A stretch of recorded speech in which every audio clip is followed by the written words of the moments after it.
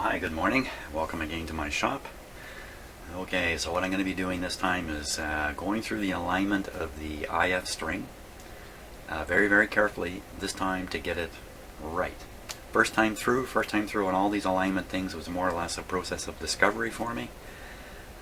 This time I'm going to try to go through and make things right. Now, as far as I know, there's nothing wrong in the IF string. I have no reason to think there's any component problems or anything like that. So it's really all about aligning this guy properly. So I've had the radio on for about an hour now, and I'm going to be using my sweep generator. Now my sweep generator is limited. It has a 5 megahertz output at the top, so it'll sweep all the way to 5 megahertz, but not beyond. But in fact, it will go beyond because it produces harmonics. I think in an earlier video I might have said that's intentional on these devices. Apparently no, that's not the case. It's not intentional, but like any of these kinds of things, when you push them hard they tend to ring out some harmonics. So I fiddled around with it for a long time to get the ideal signal to feed through the IF so I can take a look at the result that's coming out. And I plan to do this stage by stage very carefully and get it all right, because last time through I ended up with far too little bandwidth in the IF. Now what should the IF bandwidth be? Well, I did a fair bit of reading on that and then discovered it's written in the manual. So let's jump and take a peek at the manual here. Okay, so here's the manual. Where is it written? Way down here under specifications.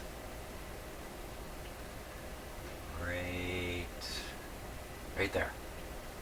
IF stages 5 with a 200 kilocycle bandwidth. So my objective here is to get a 200 kilocycle bandwidth out of the IF.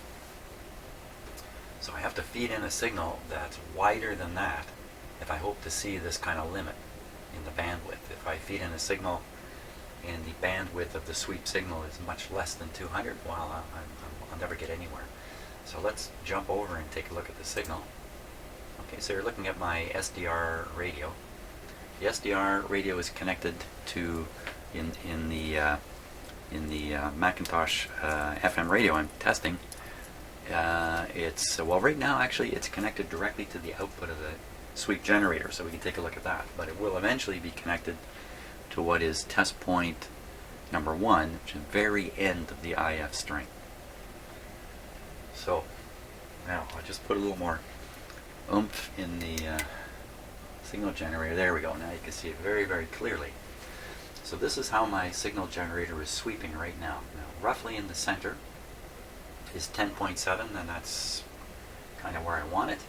And then if we go down 200 kilohertz or up 200 kilohertz. Oh, I'm quiet now because I don't know what they mean by bandwidth. Oh my gosh, what do they mean by bandwidth? Is it 100 either side or 200 either side? Okay, I'm stuck here. I got to figure this out for sure before I go any further, or I'm going to end up trying to open the bandwidth of the radio way beyond what it should be. So either it should be 100 down and 100 up. You know, that kind of makes sense because the deviation is 75 kilocycles typically, which would be inside of it. So I'll bet you really it's supposed to be from 10.7 down to 10.6. Okay, well that's fine. If we're going to try that, that's fine. The sweep is going all the way from just below 10.4 all the way up to just below 11. So it's sweeping entirely through the 100 either side of 10.7, or even the 200 either side. I'm going to have to figure this out before I go any further though. Just I gotta be certain here. Okay, so 200 kilohertz bandwidth means 100 either side of 10.7. That makes good sense because the deviation is 75 kilohertz, and that's 75 kilohertz up and 75 kilohertz down. It's within the 100. So really I'm sorry about all these crazy lines on my SDR here. It makes it a little hard. Just watch my pointer though. It means I really need a bandwidth that comes all the way out to, let's say 10.8 here, and then begins rolling off after that. That's my objective. I have a nice wide signal here, which will certainly result in us seeing the curves of the radio itself and not the curves of my test equipment. So here we are on the radio. This is the SDR radio connection here. You know what I'm going to do? I think I got a 2-screen deal set up here. Let's flip to that. Good. Okay, so what I'm going to do is I'm going to disconnect the SDR and move it to the test point 1 in this radio, which is basically the output of the IF string. Let's see what happens here. And remember, there's a 1-second delay on the SDR. Okay, there we go.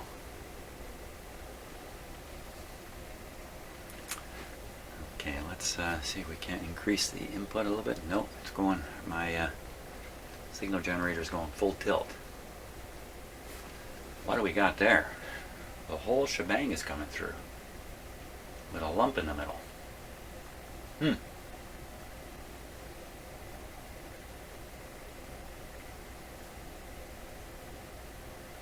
Well, that's not quite what I didn't expect to see. I didn't expect to see those sharp corners going all the way out to wow, and a hump in the middle. Well, I'm gonna have to work with that. It's not quite what I expected to see. So we are really feeding the signal from the sweep generator through just one transformer right now. So let's fiddle with the settings on that one transformer here, and we'll see what happens.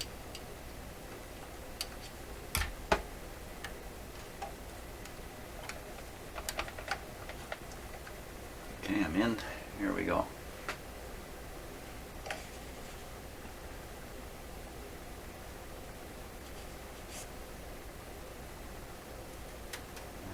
Okay, so it's moving the hump around a little bit. So the hump is peaking at 10.6 right now instead of 10.7. Let's try the upper slug. See what we can get.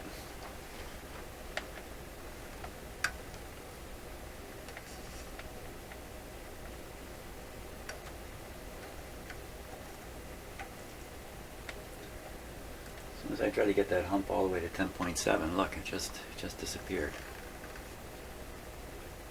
The hump represents some gain, I think.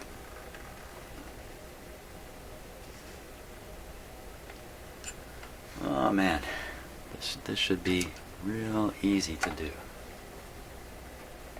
It's just one transformer here.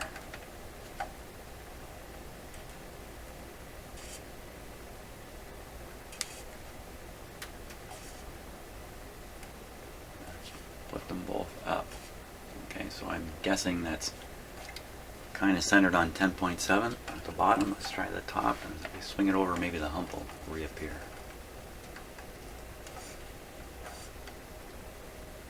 No hump. Humpless.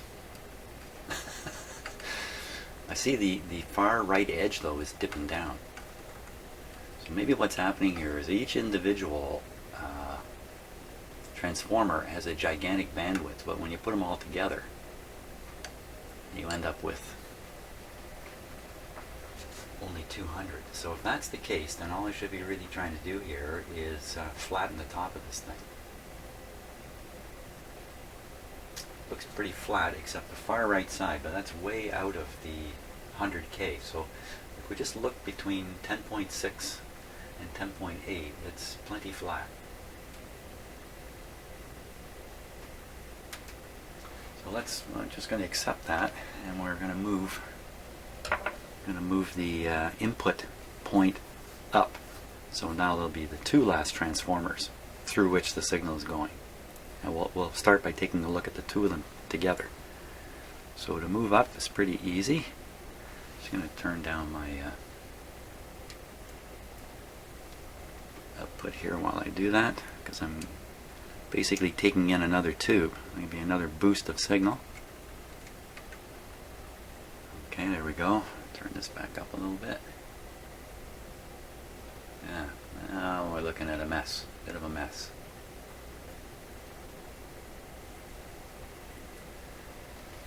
Okay, so if we're looking at the waterfall display below the line there, I see a couple things. One is it's almost centered on 10.7. The left side is a little brighter than the right side. The left side has a fairly sharp cutoff just below 10.6, and the right side is kind of fading out. When you look at the curve at the upper part of the actual spectrum display, it shows exactly that. Well, let's see what I can do now. I'm sure I can mess this up if I try. So I'm leaving the last transformer alone now. There we go. There we go. Nice and flat. Oh, it's going up good. Yeah, take it up. Now it's going a little bit to the left. It's not centered properly. Okay. Now, this is very much an iterative process. And something else I've been warned about is if you're fiddling around with these, you can get the slugs essentially on the wrong side of the coil, which makes alignment almost impossible. Well, I guess it does make it impossible. Maybe I'll show you what I mean by that. Since if I show you, I show me. And sometimes I gotta show me a few times what I'm doing. So, take a look at my fancy diagram here. So inside the transformer, okay, so this is the transformer can. Inside is a coil up here and another coil down here. And you're trying to get the two of them to transform energy across them. In here is a slug, and in here is a slug. And somewhere before the slug reaches the very center of the coil, you should be getting the proper tuning effects. If you can get the slug all the way to the center of the coil and you still haven't seen the peak or whatever you're after, you're on your way to trouble. So as long as these slugs stay outside of the center line here, you're in good shape. But if a slug were to tune properly here, then in terms of this coil, it would tune properly down here too. Electrically, it's the same thing. The problem with the slug being down here is it starts getting close to the other coil. Especially if you get both slugs on the wrong side, the two slugs really start interacting and the whole thing becomes impossible to tune. So I've been warned that this can happen, especially if monkey business has occurred, whether it's me who's monkeyed around or someone previously.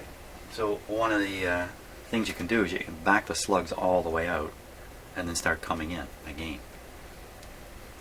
That's really good advice, but I'm not going to follow it here. I'm too lazy. I took the time to explain it, but I won't take the time to do it. Okay, so now what do we got? We got an ugly looking curve there, going way too far out to the right side. Let's see if we can trim it down a bit.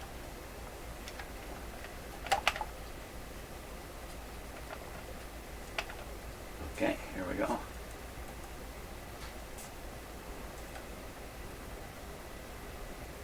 So 10.6 to 10.8 is the only part we really are concerned about. Take that back a little bit. If this is too wide, if the bandwidth is too wide, then it will start capturing the signal from an adjacent station. If you have two FM stations side by side, and your bandwidth is too wide, you'll end up picking up both at the same time. And I'm not exactly sure what that would sound like, but I think it would be a little ugly. So when I look at this curve now, I see a bit of a knee right at 10.6 and 10.8. So that part, and flat across the top, that part's fine. The outside areas, not so good. And I'm not sure I can do anything about that right now, and I think as I add in more IF coils, it's going to look better. If we look at the waterfall, it looks very balanced now. Okay, so I'm going to leave that like that. I think that's going to be good enough. We're going to go back another Another IF, one more IF into the swing of things.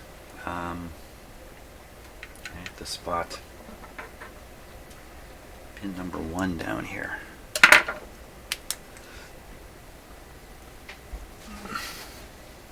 That's right, I remember. Pin number 1 is, in case you're wondering what the green tape is to insulate these pieces of metal, the chassis, from my leads, which are flopping around here. So if I put some tape on. Okay, so we'll move up one more stage. Let me cut down the input signal here. Yeah, plus if I have the signal running into the radio too high, I can get some other bad effects. Now you can really clearly see there's something funny on the right side. Okay, just before we go any further, I've turned the signal down. Let's see if we can deal with that funny thing on the right side, which I don't think I can offhand, but let's just see what happens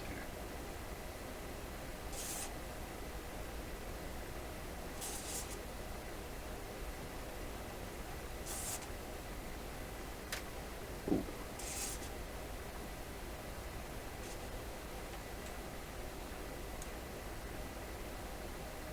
Just trying to put it back now where it was.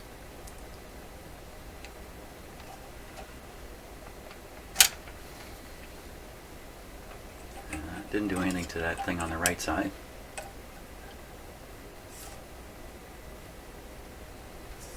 Now, right here, we're just moving the main peak around. That thing on the right side, I don't know what that is. Let's put some more power into it and see what it looks like. Did we get it back to the way it was? Well, not quite.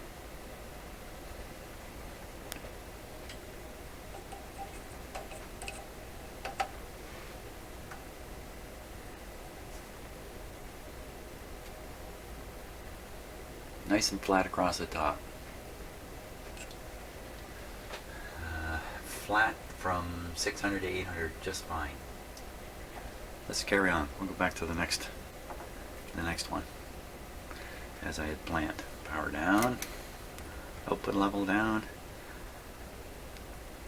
Off you come. Just to make sure I get the right thing, because I'm leaving the radio on while I'm doing this.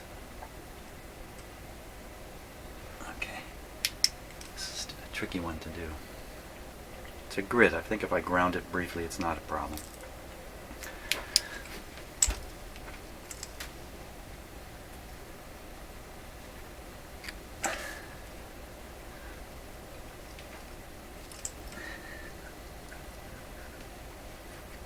There we go. Oh, look at that now. So we'll try, I think this is T2 now I'm on. See what we can get out of this.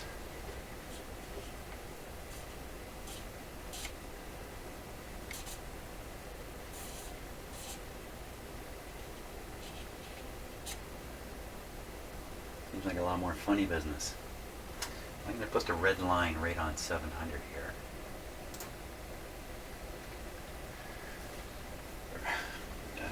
10.7 rather. Well, we've really lost the pleasant shape, haven't we? Here. I like the rise in gain. Okay, and wow, this one's really kind of weirdo. I can imagine the peak kind of passing back and forth through that thing.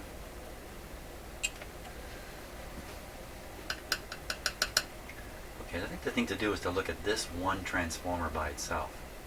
So I'm going to disconnect the SDR antenna from the far end, stop looking at 3 transformers and start looking just at this transformer. And I think the best way to do that is probably to look at the output of the input into the next transformer. And trying my best to maintain, to ensure my test equipment isn't throwing these coils off. So I'm trying to connect it where it's a little bit isolated.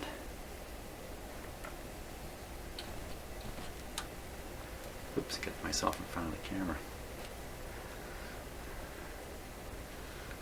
So the output is going into the air and coming out.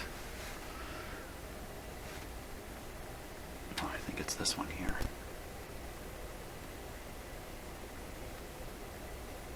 Okay, up the input. Maybe it's not that one there. Uh-oh, something just smoked. Oh, son of a gun. What happened? Smoke just came out of something. More than that, I heard it. Oh.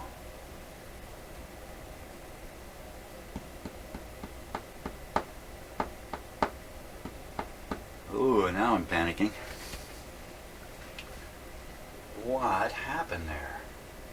How could I have smoked something?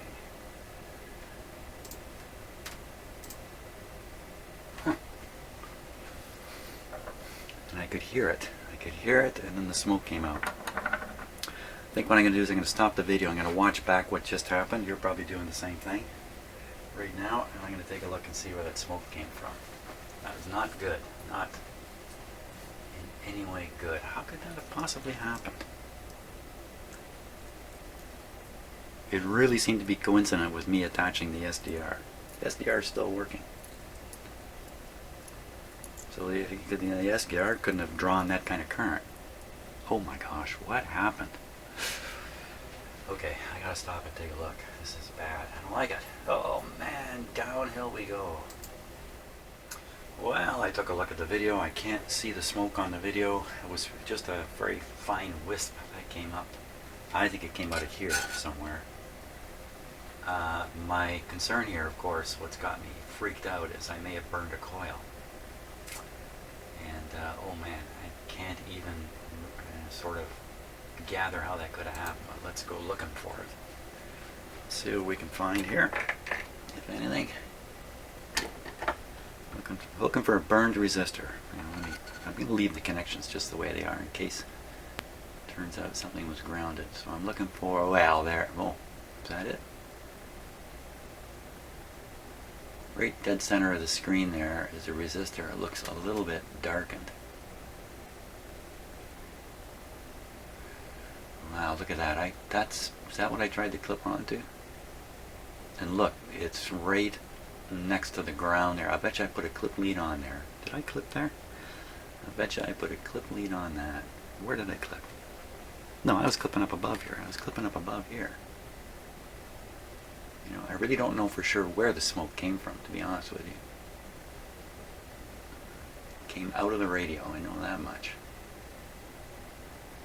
I could hear the thing clicking as it expanded, whatever it was. Ooh, there's coils down here. They all look good. And what I could do is I could just turn it all. Oh my gosh, this thing is still on too. Careful, Jim. I could just set the whole thing up again and let it smoke again and really look at there. I think that might be it right there. What's it? Why? So let's see. That connects through here up into here.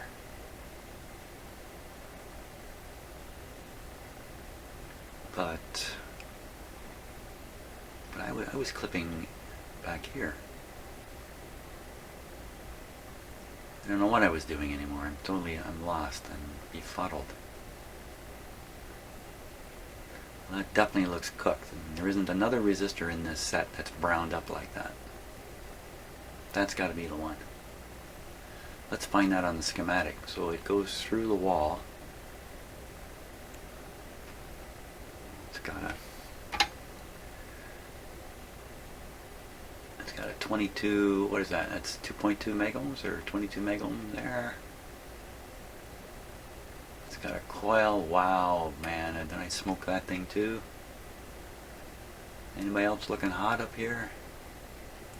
Usually one component suffers in a situation like this just because of the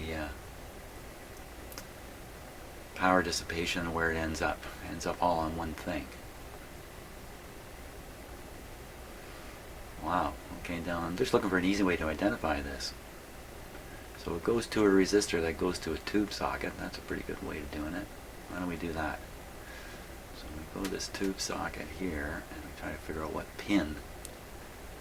That's a 44, I think that's a 470K resistor there.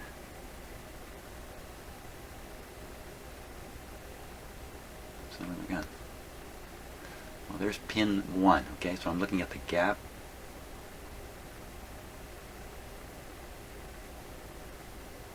Just looking for anything else that might be kind of funny in here. Oh, set's on. Get your finger out of there. I'm going to start sticking my finger in here. And we would have had something better than smoke going then. So, looks like 1, 2,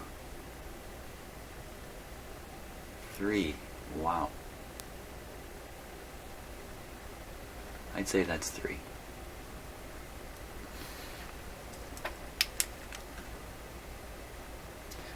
Where did we go? I looked away for a moment. There we are. There we are.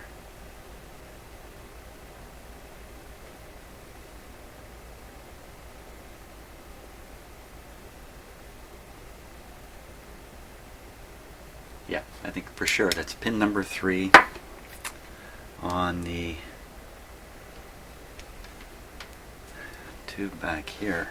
Oh wow, that's way at the back of the set. That's a 6. I think that's a 6BN8 there. Not sure. Let's get sure.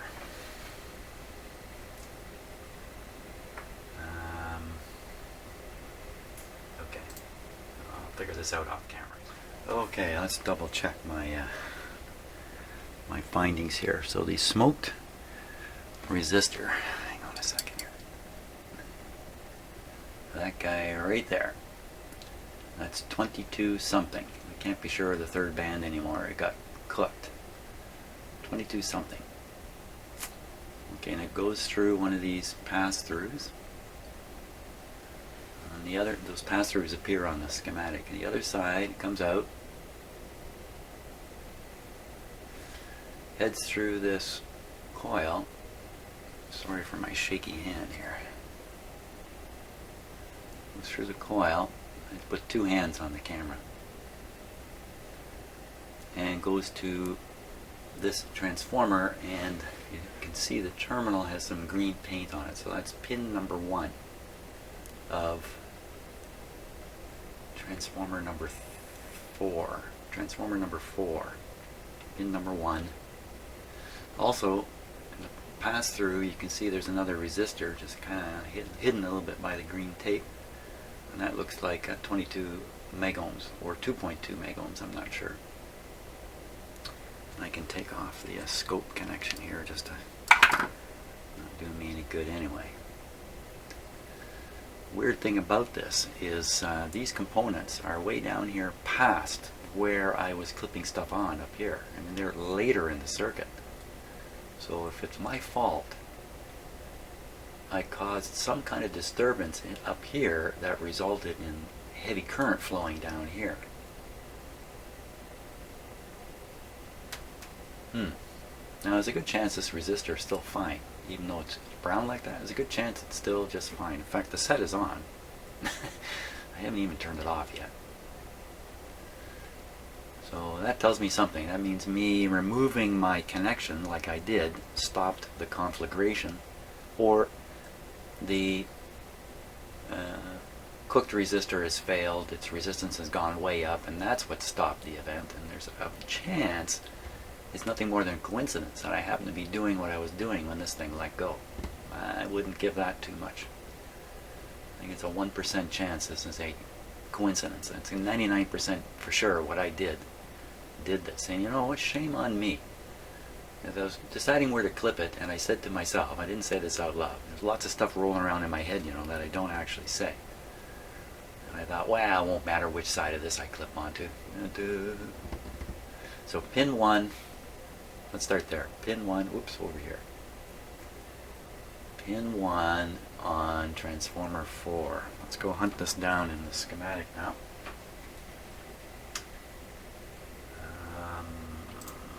We do this, we do this, we do this. You're looking at the schematic. Okay, so I've hunted it down, so I'll just show you what I found, because it's really quite tricky. If you start here, transformer number 4, pin number 1. What makes it tricky is there's a lot of things connected to pin number 1 way or another. So I can hunt down, there's a 220 something down here, 220 rather. That's not our guy though, because we have to get through a coil to get to the resistor. So we can come down here and go this way. Oh, another 220 resistor, but no coil yet. Oh, here's the coil. Okay, so we come down here, go through the coil, through the pass-through, and onto another 220 resistor. And then it's connected to, this must be B+. It looks like the outlet voltage, but I'm sure it's not that. It's got to be the B+. Here. So this is the guy that's smoked. Well, you know, he's got more ways to get current through him. He could have come down here. And this is up where I was fiddling around. Yeah, okay, so this is transformer number 1. Oh, I don't know. I was connecting onto transformer number 2 here. No, I clipped onto transformer number 1 and made it cause a short circuit right here to ground. That would put B+ through this resistor. And if I was connecting in here somewhere, potentially through this one too. If I ground it now, where I'll have to figure out where I put that accident. I think I put an accidental ground. This might answer it. This would say the fault current did not flow up through here, thank God. It had nothing to do with these circuits. It's coming from down. This has got to be the case. So all I got to do is just examine where I had the clip lead and reason out exactly how stupid I really was. Yeah, I gambled. Never, never, never gamble. Never, never, never gamble. Okay. So I'd applied the clip lead. Let's get in here and take a look. I was aiming for that resistor. Or was I? I think I was actually aiming for that terminal. Now I'm not sure what I did. Oh, for crying out loud, here's the clip lead still sitting here.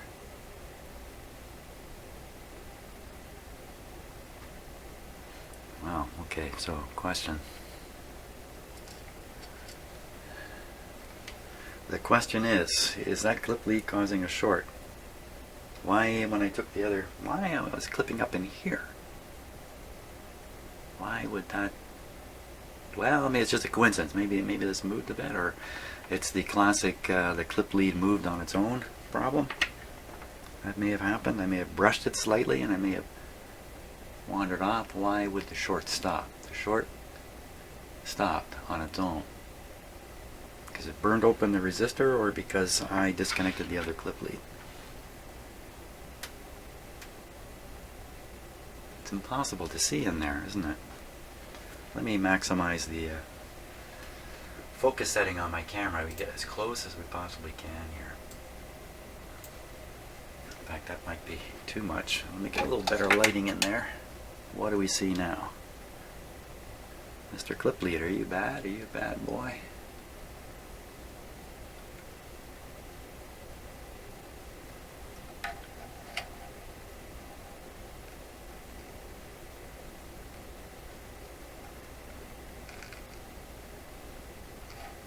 I don't see that it's shorting to anything here.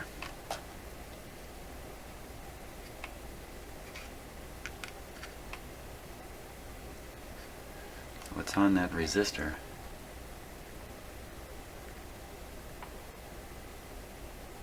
No, I don't think there's any kind of short from this clip lead, but boy, when you look at it closely, it's pretty scary putting it in there.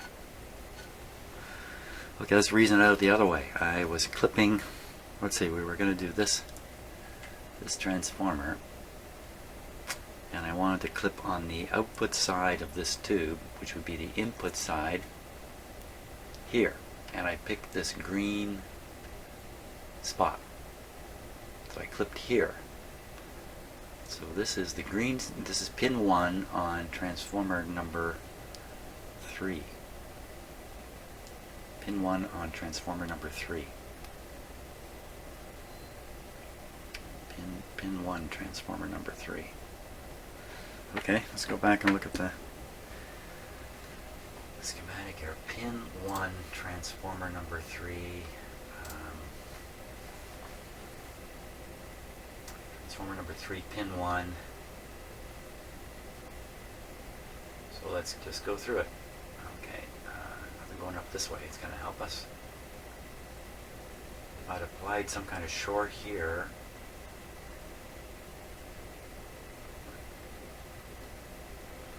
you get a current flowing up through here. Boom, to a short. Assuming I put the clip lead on such that it touched the ground somehow.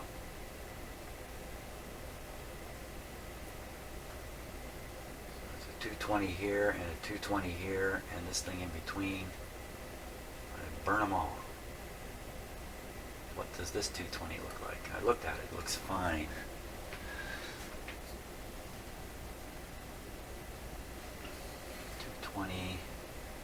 Is this the right 220?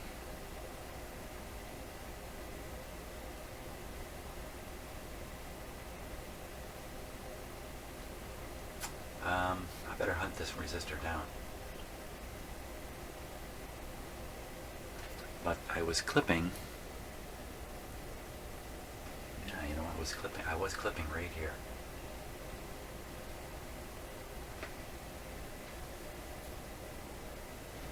Almost impossible for me to clip on there and put a ground on. I mean, it's physically difficult to do.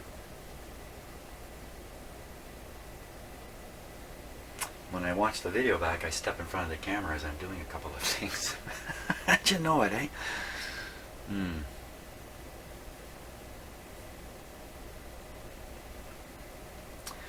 Why don't we see if this thing's even working anymore?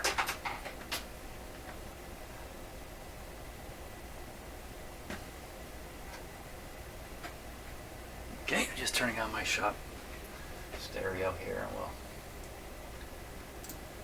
have a listen and we'll see.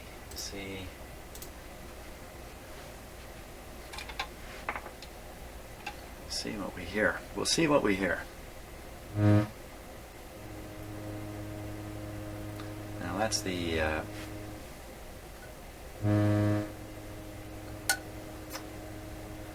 signal generator putting a pretty hefty signal.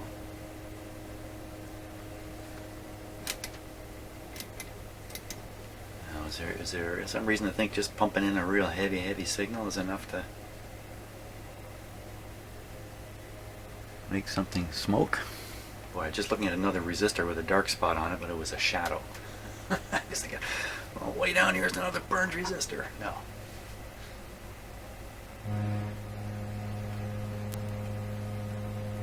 Well, we're not going to hear anything with that signal being injected.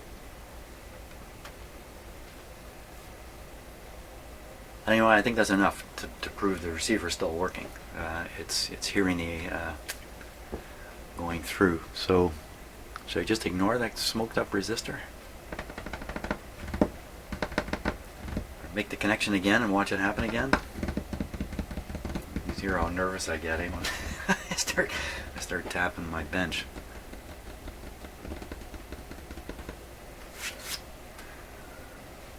Okay, so I was hoping to take a signal off of this point. I'm going to use a capacitor here, because that's one thing I didn't do. Shame on me. Pin 1. Let's look on the schematic here just before I blow it and see what pin 1 shows. On transformer number 1, 2, 3. Pin 1. Transformer number 3.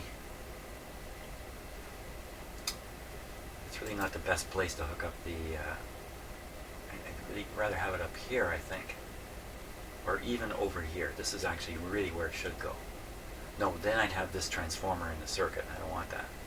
We're trying to fiddle with this one. And I'm trying not to connect my equipment to affect this. So I have the input over here, and I want the output over here. Pin 2. Yeah. Pin 2 on T3, not pin 1. Pin 2. That way I'll burn out the coil in T3 too. Okay, now I'm really nervous. Now I'm nervous. I don't care if I burn out a resistor. That's no big deal. Burning out one of these coils is really scary stuff.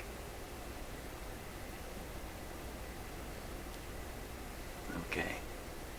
Now let's take a close look at this too before I get myself in trouble. Where I'm going to connect. I'm going to get the focus right up close. Stick the camera right in the radio here.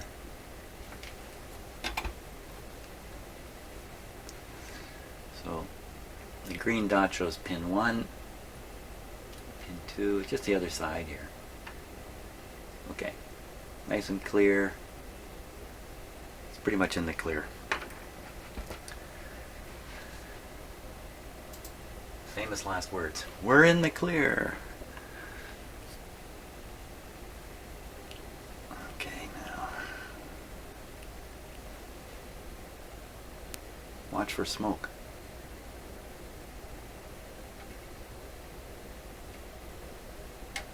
Oh, these clip leads really have a way of wandering when you first put them on. There we go. Okay, we'll hook up the SDR. Let's get a look at it so we can see it right away.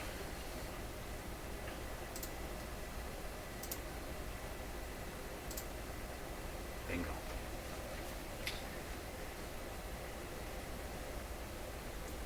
Okay, Mr. SDR.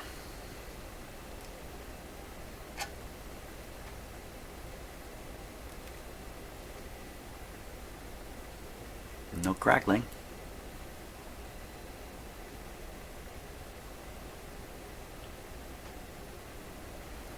Well, I think it's going to have to stay a little bit of a mystery. I think I think I have no idea what it is I did that caused that resistor to smoke.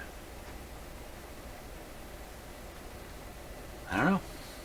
It's a bit of a mystery, but here we are. We're back at it. Okay.